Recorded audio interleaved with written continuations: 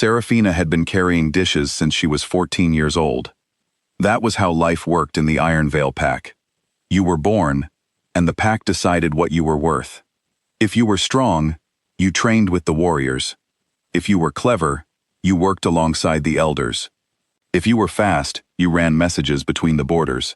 And if you were none of those things, if you shifted late, or not at all, if your wolf was silent inside you, then you carried dishes, you cleaned floors, you stayed out of the way and hoped that nobody noticed you long enough to say something cruel. Serafina had been noticed exactly once in her life, and it had not gone well for her. She was 24 now, and she had made something like peace with her place in the world. She woke before sunrise. She lit the kitchen fires. She prepared food for wolves who outranked her in every way, and she brought that food to long tables filled with people who spoke around her as if she were furniture. She was quiet. She was careful. She did not drop things, and she did not answer back, and she did not ask for more than she was given. She had a small room in the back of the kitchen building. It had one window, one blanket, and one small shelf, where she kept the only thing she had ever owned that mattered, a silver locket, oval and smooth, engraved with a crest she had never been able to read. It had been around her neck when she was found as an infant on the steps of the Ironvale Pack Hall. Lord Aldrich, the pack leader, had let her stay. He had never explained why. She had never asked. She wore the locket every day beneath her blouse, close to her chest, and she had learned long ago not to show it to anyone. The night everything changed began like most nights in Ironvale, loud, crowded, and full of people who made her feel invisible. It was the annual Alpha Summit, the one occasion each year when the Alpha King himself traveled through the territories. Every pack prepared for weeks. Banners were hung, floors were scrubbed, warriors polished their armor, and kitchen workers like Serafina were handed longer lists and shorter hours, and told, in no uncertain terms, that nothing could go wrong tonight. She moved through the great hall with a tray of wine goblets, keeping to the edges of the room the way she always did. The hall was packed, lords and their families, high-ranking warriors, pack elders, and visiting wolves from across the kingdom. At the head of the room, seated at a long stone table elevated above the rest, was the Alpha King. She had seen him once before, 2 years ago, from a distance. Up close, he was more imposing than she remembered. Caspian Draveth was not the kind of man who needed to raise his voice to command a room. He simply sat, and the room bent toward him.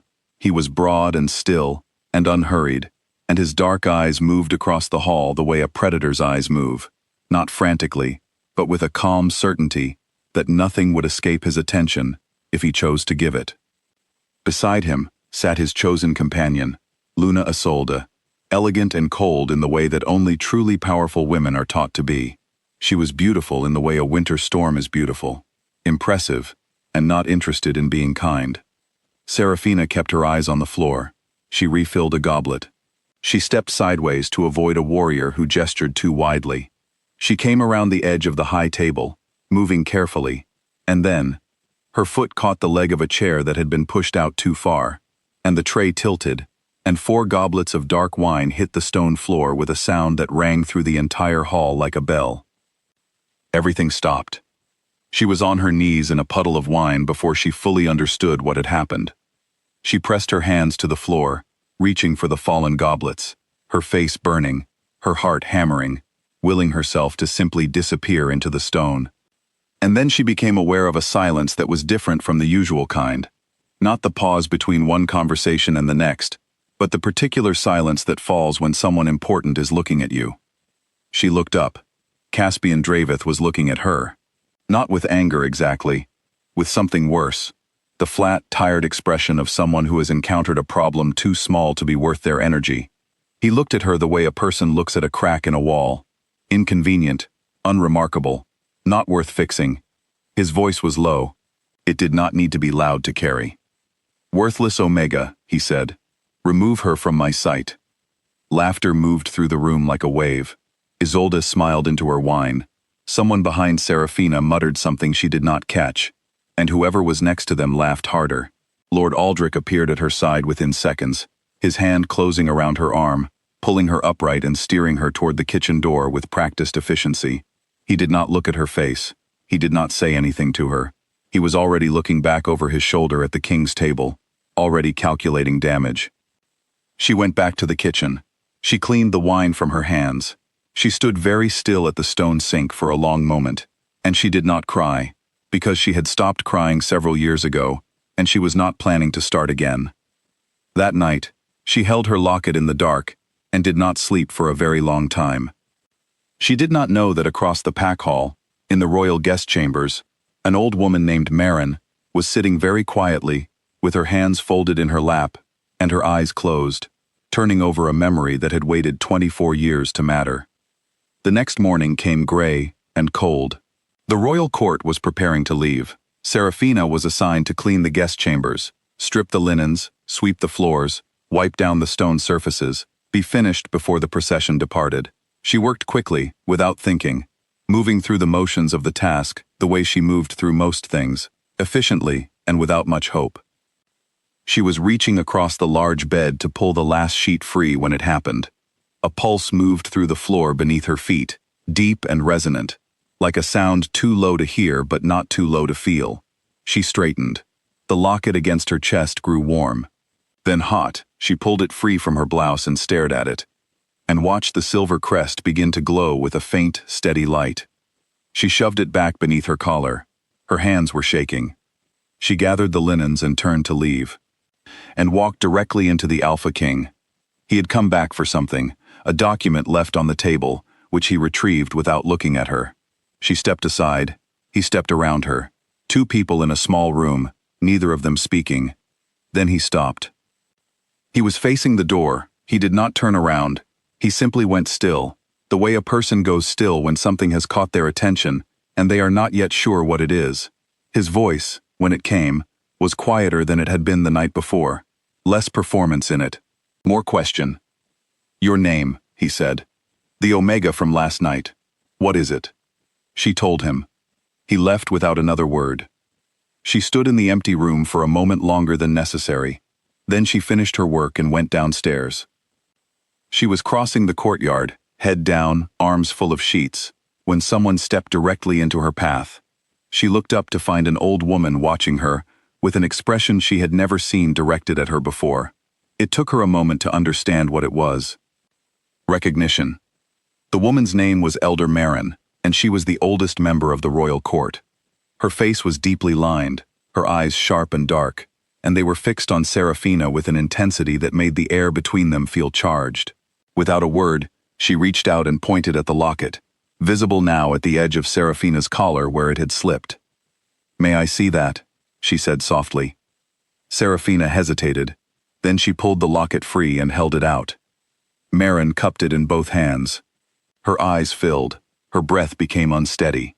She looked up at Serafina's face, and then back at the locket, and then she whispered a single word, in a voice so quiet, Serafina almost missed it. "Impossible." She never finished what she was trying to say. Lord Aldrich appeared from across the courtyard, moving with the kind of speed that a man only moves when something is threatening to get out of his control. He caught Serafina by the arm and pulled her firmly toward the building, speaking over his shoulder to Marin, in clipped, dismissive tones. His hands were shaking. That night, after the pack hall had gone quiet, Elder Marin found Serafina in the kitchen garden. She did not have much time. She spoke quickly and without decoration, the way people speak when they have been waiting a very long time to tell the truth. 24 years ago, she said, there had been a queen. Not a Luna, not a pack queen. A true queen, from the ancient silver line. A bloodline so old it existed before the current kingdoms were drawn. That line had not belonged to any pack. It had sat above all packs, the root from which wolf magic itself had grown. And when certain lords decided that kind of power was dangerous, they arranged for that queen to be removed from the world. Her infant daughter was carried away by a loyal servant who could not save the queen, but refused to let the child be taken as well. She was left at the closest safe place the servant could find, the steps of the Ironvale Pack Hall. The lords had placed a binding on the child, a hex woven into her scent and her blood, suppressing the thing inside her that would have given her away. It kept her small, kept her invisible, and Lord Aldrich, who had known from the moment he saw the locket, had kept that secret in exchange for certain political favors. Serafina listened to all of this without speaking.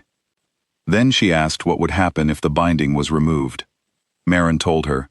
The old rite, performed under open sky, with 5 elders and the Alpha King present, with the silver crest as witness, would dissolve any hex placed on true royal blood. And if the blood was real, nothing in the world could stop what came next. In the morning, Serafina walked into the courtyard where the treaty signing was taking place. She did not ask permission. She did not wait to be recognized. She walked to the center of the assembled crowd, stood where everyone could see her, and invoked the right of blood claim under ancient wolf law, words so old that half the court had not heard them spoken in their lifetimes. The room did not laugh this time. It went absolutely still. Lord Aldrich's reaction, the sudden movement toward her, the frantic objections, the visible, uncontrolled fear in his eyes, told the court more than any evidence could have. Caspian watched him for a long moment, then he raised one hand. "Perform the rite," he said. The 5 elders formed their circle. Serafina placed her palm against the silver crest. For one long, cold second, nothing happened. Then the locket broke open. Silver light rose from it in a single column, reaching upward into the morning sky. The binding hex peeled away from Serafina's blood, like frost burning off glass in sunlight. She felt it go, and what rushed in to replace it was something she had no word for. It was depth. It was weight. It was a sense of herself she had never once been given access to. She shifted. She had never shifted before in her life. She had believed, as everyone around her believed, that she simply could not. What emerged from her was not the small, quiet thing she had imagined on the rare occasions she had let herself imagine anything. It was vast and silver-white and luminous, and when it stood in the center of that courtyard, every wolf present felt it in a place much deeper than their minds. Their wolves recognized something ancient, something true. Every person in that courtyard went to their knees. She shifted back. She stood in the morning light and looked out at the assembled lords, warriors, elders, and guests of the Alpha King, all of them kneeling in the dirt, including the man who had called her worthless less than 24 hours ago.